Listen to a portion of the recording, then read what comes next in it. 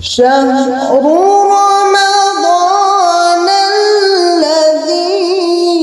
أنزل فيه القرآن هدى للناس وبينات من الهدى والفرقان.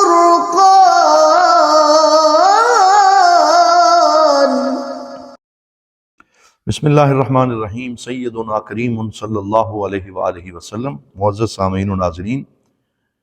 ماہ رمضان المبارک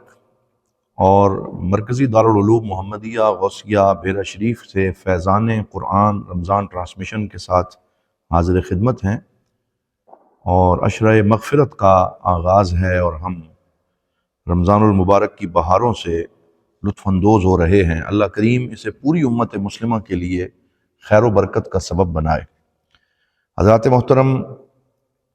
آج کے اس پروگرام میں ہم عبادت اور عمل کے باہمی ربط اور تعلق کے حوالے سے گفتگو کریں گے. عبادت وہی فروٹفل ہے اور ثمر بار ہے جو انسان کی زندگی میں تبدیلی لے کے آئے اور اس کو عملی زندگی میں بھی کامیاب کرے.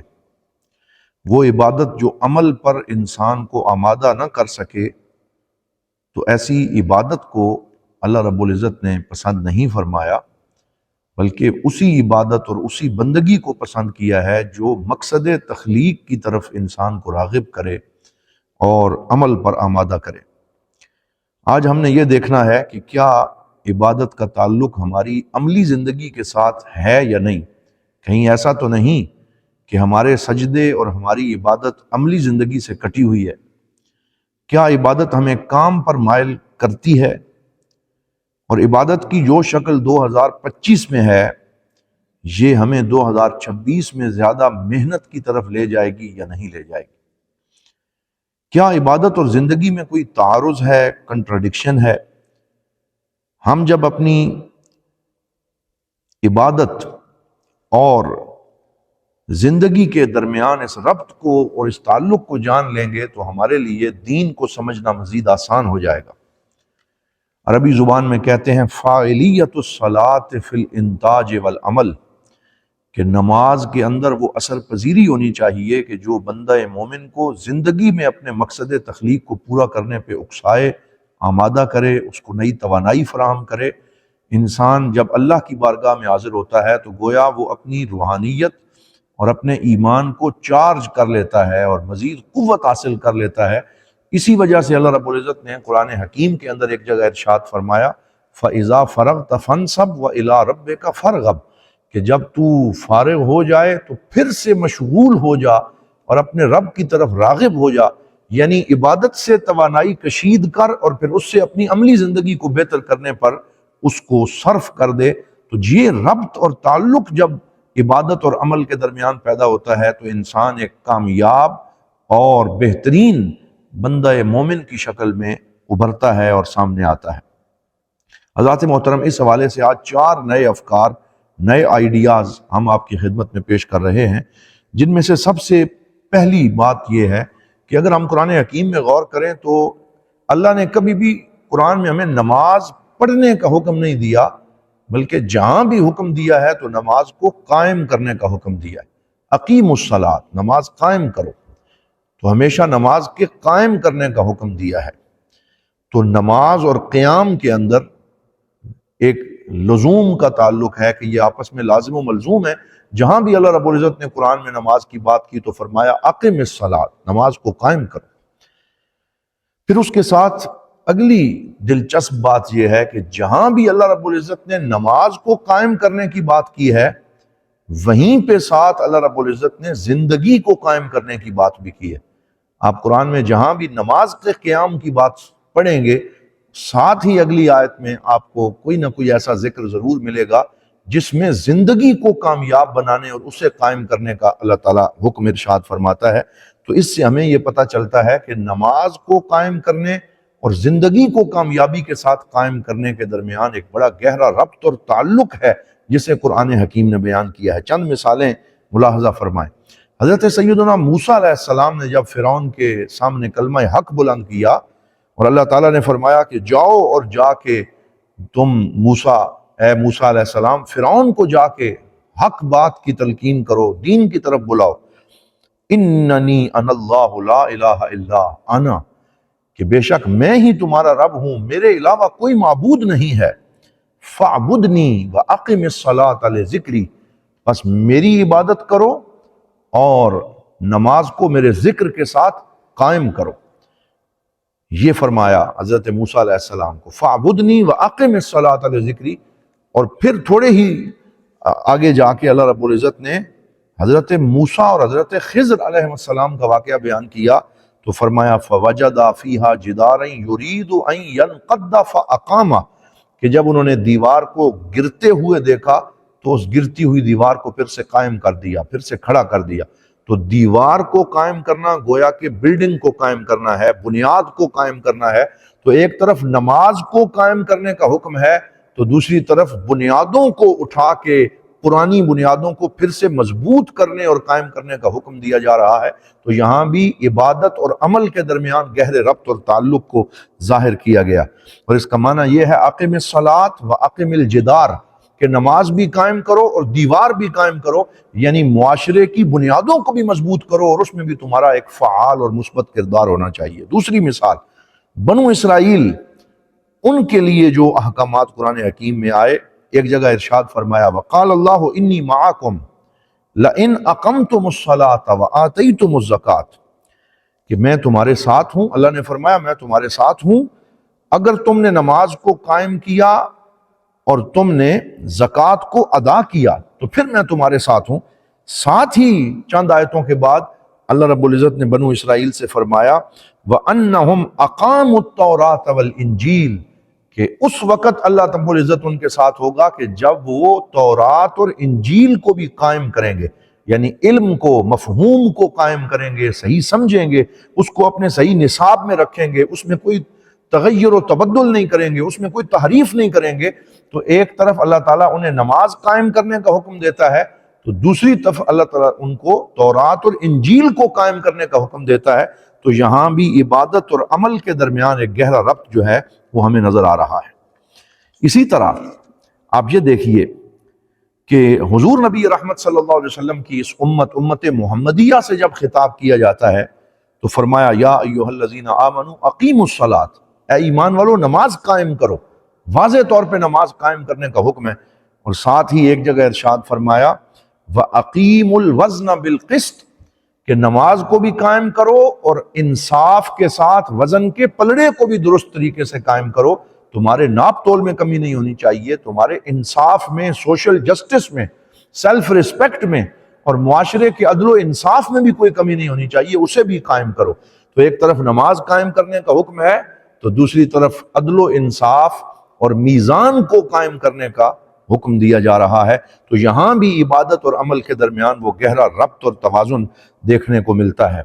اقیم القیم و اقیم الاخلاق، اس کا مطلب یہ ہے ویلیوز اور اقدار کو قائم کرو، اخلاق کو قائم کرو۔ صرف یہ نہیں کہ تم نماز تو پڑھتے رہو لیکن تمہارا اخلاق اچھا نہ ہو، تمہاری اقدار اچھی نہ ہو، تم انصاف نہ کرو، تم عدل و انصاف میں پیچھے رہ جاؤ، تو پھر تمہاری عبادت اگر عملی زندگی میں ریفلیکٹ نہ کرے اور تمہارے اس زندگی کے امور کو سنوارے نہ، تو پھر اس عبادت نے گویا کہ تمہارے اوپر کوئی رنگ نہیں چڑھایا اور تمہیں کوئی فائدہ نہیں دیا۔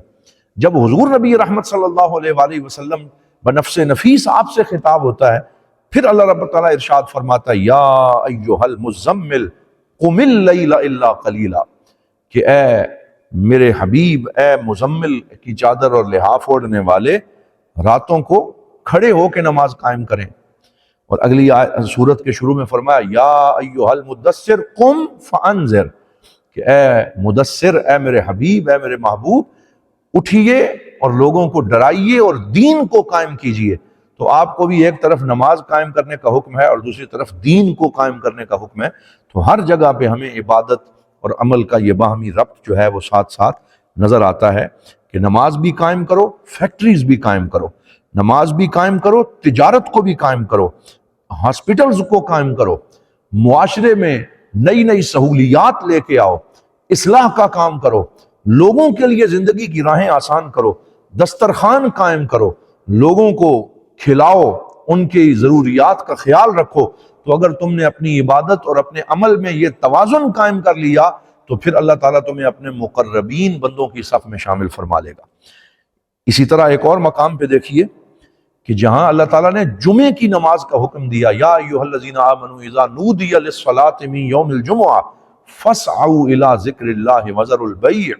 کہ تم جب اذان جمعہ کو سن لو تو پھر اپنے خرید و فروخت اور تجارت اور ہر چیز کو چھوڑ کے جلدی جلدی مسجد میں آ جاؤ اور نماز جمعہ ادا کرو۔ لیکن اس سے اگلی آیت میں فرمایا فَإِذَا قَضَيْتُمُ الصَّلَاةَ فَانتَشِرُوا فِي الْأَرْضِ وَابْتَغُوا مِنْ فَضْلِ اللَّهِ، کہ جب جمعہ قائم ہو جائے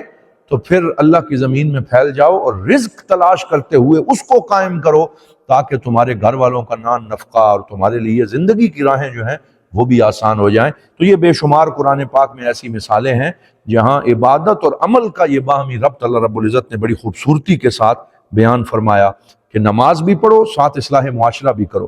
نماز بھی پڑھو ساتھ اپنی ماں کی خدمت بھی کرو، نماز پڑھو ساتھ صلہ رحمی بھی کرو، اور معاشرے میں پرامن طریقے سے دوسروں کے ساتھ یوں زندہ رہو کہ لوگوں کو تمہارے وجود کا سکھ جو ہے وہ محسوس ہوتا رہے۔ اسی طرح ایک جگہ پہ فرمایا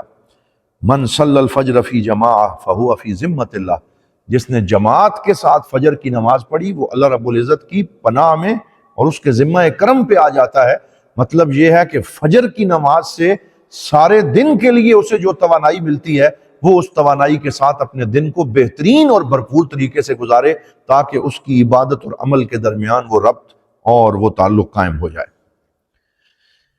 حضرت سیدنا فاروق اعظم رضی اللہ تعالیٰ عنہ فرماتے تھے انی اصلی و اجہز الجیوش وانا اصلی، کہ میں نماز پڑھتا اور پڑھاتا ہوں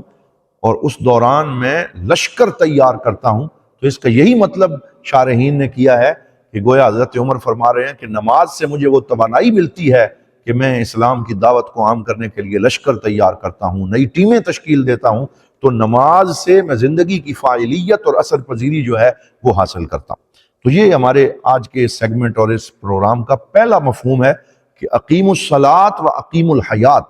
کہ نماز کو بھی قائم کرو اور زندگی کو بھی قائم کرو، اور ان کے درمیان ایک گہرا ربط ہے۔ دوسری بات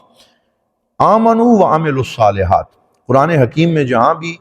ایمان کا تذکرہ آیا ہے ساتھ عمل الصالحات کا تذکرہ آیا ہے کہ نیک اعمال جو ہیں وہ بھی کرو اور ایمان لاؤ اور نیک اعمال کرو۔ اب یہاں پر بھی اکثر لوگ جب ایمان کے ساتھ اعمال صالحہ کی ڈیفینیشن اور انٹرپریٹیشن تفسیر کرتے ہیں تو وہ کہتے ہیں کہ جی اس سے مراد صرف نماز روزہ ہے، صرف قرآن کی تلاوت ہے، صرف چند دینی اعمال ہیں۔ حالانکہ اعمال صالحہ کا مفہوم بھی وسیع ترین مفہوم ہے،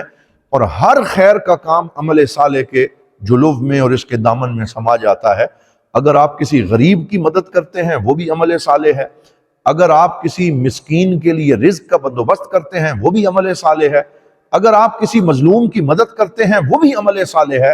اور اگر آپ اپنے سڑک اور اپنی شاہراہوں کی صفائی کا اہتمام کرتے ہیں وہ بھی عمل صالح ہے، اگر آپ جانے والوں کے لیے کشادہ راستہ چھوڑ رہے ہیں وہ بھی عمل صالح ہے۔ تو عمل صالح کا بھی یہ وسیع ترین مفہوم ہے جس کو بند نہیں کرنا چاہیے تنگ دائروں میں، بلکہ اس کو یوں سمجھنا چاہیے کہ ایمان کے ساتھ ہمیں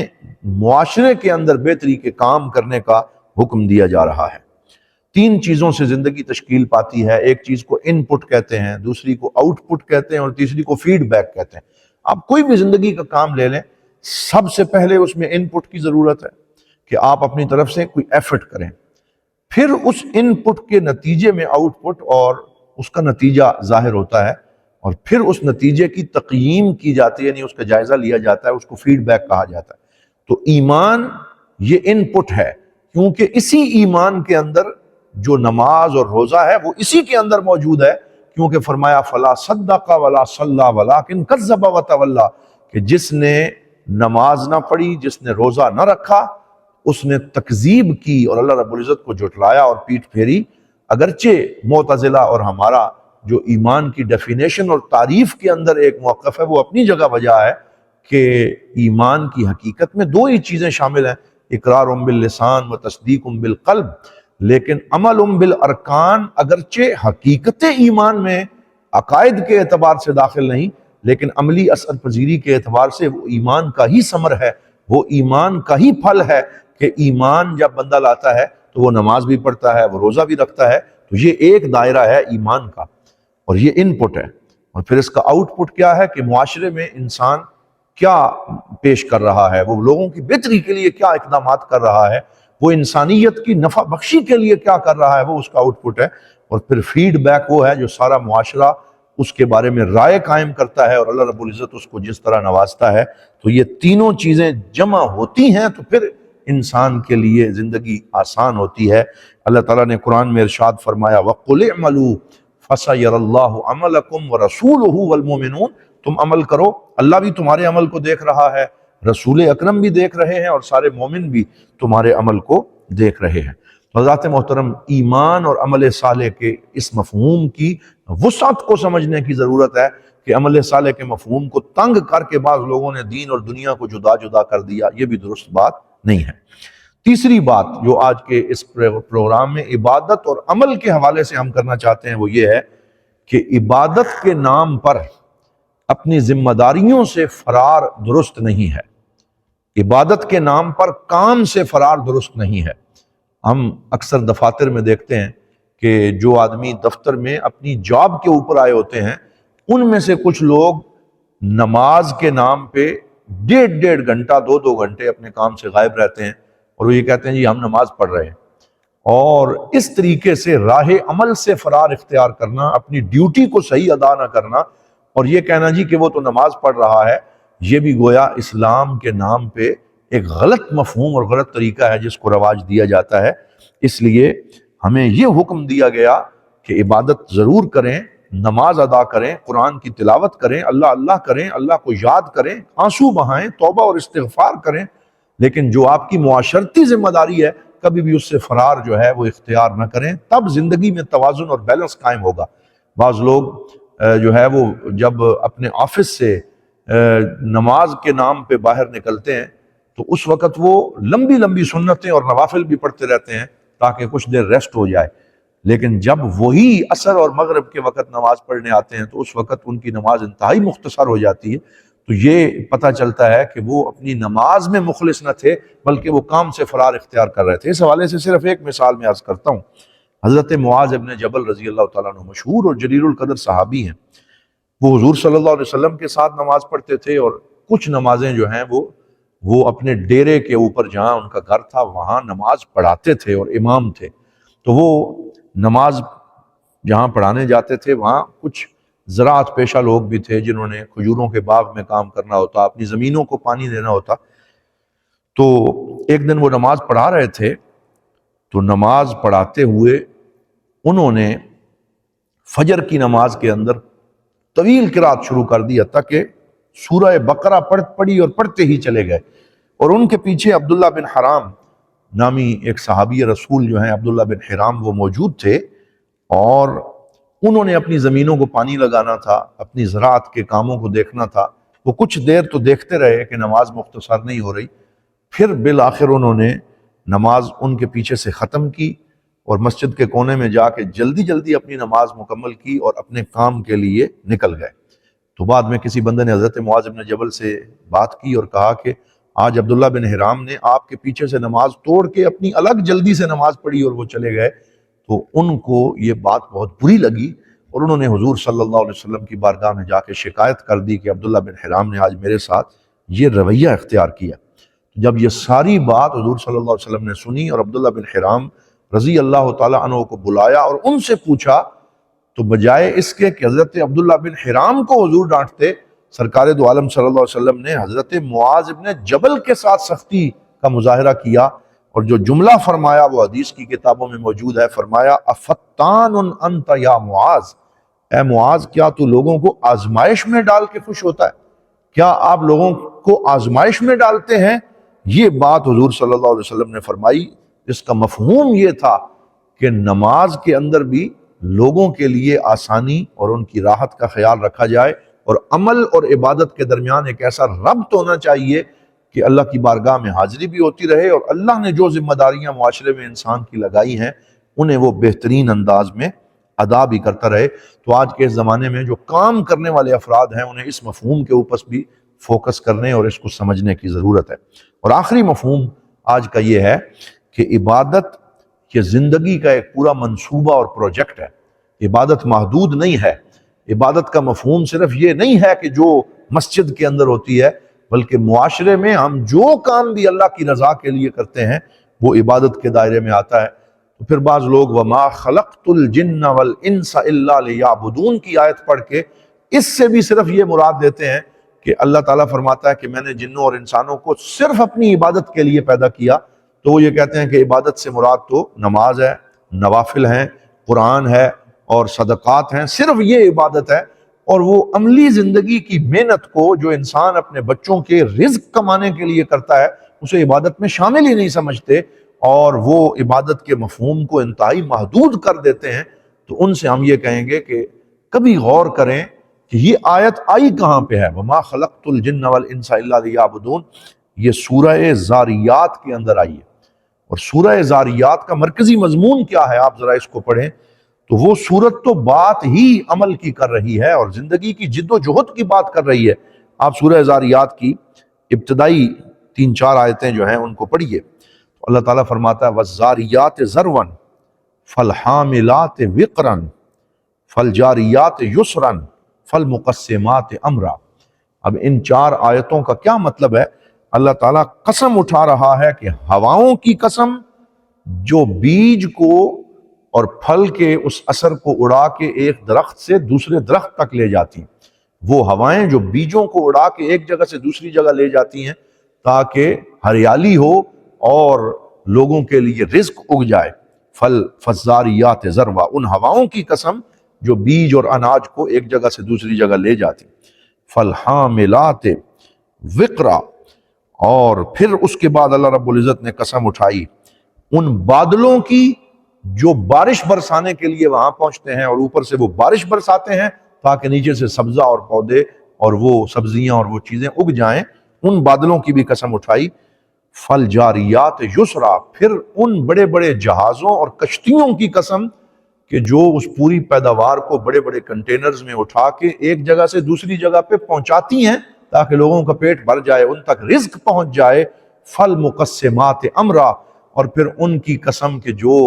رزق کو تقسیم کرنے کے ذرائع ہیں تاکہ ہر بندے تک رزق کے حلال پہنچے۔ تو یہ سورہ زاریات ہے جس میں رزق کی پیدائش سے لے کے اس کی تقسیم تک کے پورے مرحلے کی اللہ تعالیٰ قسم اٹھا رہا ہے۔ تو اس میں فرمایا وَمَا خَلَقْتُ الْجِنَّ وَالْإِنسَ إِلَّا لِيَعْبُدُونَ، تو اس سورت کا مرکزی مضمون ہی بتا رہا ہے کہ عمل اور عبادت کا تصور انتہائی وسیع ہے۔ اگر تم رزق حلال کے لیے اناج میں محنت کرو گے، زراعت میں محنت کرو گے اور تمہاری عوام تک اور بچوں تک رزق پہنچے گا تو اس کے ایک ایک دانے کا ثواب اللہ تعالیٰ بطور عبادت تمہیں عطا فرمائے گا۔ تو یہ وہ وسیع ترین مفہوم ہے جس میں اللہ تعالیٰ نے سورہ زاریات کو بیان فرمایا، اور پھر اس میں ان لوگوں کے متعلق بھی بات فرمائی جو زندگی کے پیداواری منصوبے میں ناکام ہوئے اور زندگی میں کوئی بہتر کام نہ کر سکے لوگوں کی آسانی کے لیے۔ قوم نوح، قوم صالح اور قوم ہود، ان کے ان اعمال کا تذکرہ کیا کہ جو زندگی میں کامیاب نہ ہو سکے اور ان کی عبادت ان کو عمل کے اوپر آمادہ نہ کر سکی اور وہ ناکام ہو گئے۔ پھر فرمایا وَالْأَرْضَ فَرَشْنَاهَا فَنِعْمَ الْمَاهِدُونَ، ہم نے اس زمین کے بچھونے کو بچھایا ہے اور کتنے ہی بہترین انداز میں ہم نے لوگوں کے لیے اور انسانیت کے لیے اس زمین کو تیار کیا ہے۔ وَمِن كُلِّ شَيْءٍ خَلَقْنَا زَوْجَيْنِ لَعَلَّكُمْ تَذَكَّرُونَ، اور ہم نے ہر چیز کو جوڑا جوڑا بنایا ہے تاکہ تم اس سے نصیحت حاصل کرو۔ تو یہ وہ صورت ہے جس کا مضمون ہی پیداوار ہے، پروڈکشن ہے، محنت ہے، اور اس میں اللہ تعالیٰ نے فرمایا کہ مقصد تخلیق انسان اور جنوں کا وہ عبادت ہے۔ تو پتہ چلا کہ عبادت ایک محدود مفہوم کا نام نہیں بلکہ ایک وسیع ترین مفہوم کا نام ہے، اور ہر خیر کا کام جو ہے وہ عبادت کے زمرے میں داخل ہوتا ہے بشرطے کہ نیت کی اصلاح کی جائے اور اللہ کی رضا کے لیے ہر کام کیا جائے، تو پھر اللہ تعالیٰ اس کے اوپر بہترین عبادت کا ثواب عطا فرماتا ہے۔ اور آخری بات میں یہ عرض کروں گا کہ عبادت کی 2 قسمیں ہیں، ایک عبادت تقدیس ہے اور ایک عبادت تعمیر ہے۔ عبادت تقدیس سے مراد اللہ کی پاکی بیان کرنے کی عبادت جس میں نماز، روزہ، حج اور تسبیحات، تحلیلات وہ آتی ہیں، یہ عبادت تقدیس ہے۔ اور عبادت تعمیر سے مراد ہر وہ کام جس سے معاشرے کے لوگوں کا بھلا ہو، سوسائٹی کا نفع ہو جائے اور ان کے لیے زندگی کی راہیں آسان ہو جائیں، تو اس کو عبادت تعمیر کا نام دیا۔ مدارس کا قیام، یونیورسٹیز کا قیام، تعلیم کے فروغ کے لیے جو کام کیے جاتے ہیں، صحت کے لیے جو کام کیے جاتے ہیں، قانون لوگوں تک انصاف پہنچانے کے لیے جو کام کیے جاتے ہیں، یہ سب عبادت تعمیر میں آتے ہیں، اور یہ عبادت کا وسیع مفہوم ہے۔ تو آج کے اس پروگرام میں ہم نے 4 مفہوم بیان کیے۔ نمبر 1، اقم الصلاۃ و اقم الحیات، کہ نماز بھی قائم کرو اور پھر زندگی کو بھی قائم کرو۔ پھر آمنو و عملوا الصالحات میں اعمال صالحہ کے مفہوم میں کیا کیا چیزیں آتی ہیں۔ پھر ہم نے یہ عرض کیا کہ عبادت کے نام پہ عمل سے جو لوگ فرار اختیار کرتے ہیں وہ بھی ایک مجرمانہ فعل ہے۔ اور آخر میں یہ عرض کیا کہ عبادت پوری زندگی کے منصوبے کا نام ہے، جس میں ساری وہ چیزیں آ جاتی ہیں جس سے انسان کا بھلا ہوتا ہے۔ حقوق العباد اور حقوق اللہ، یہ عبادت کا مفہوم ان کو گھیرے ہوئے ہے۔ اللہ تعالی ہمیں عمل کی توفیق عطا فرمائے۔ والسلام علیکم ورحمۃ اللہ وبرکاتہ۔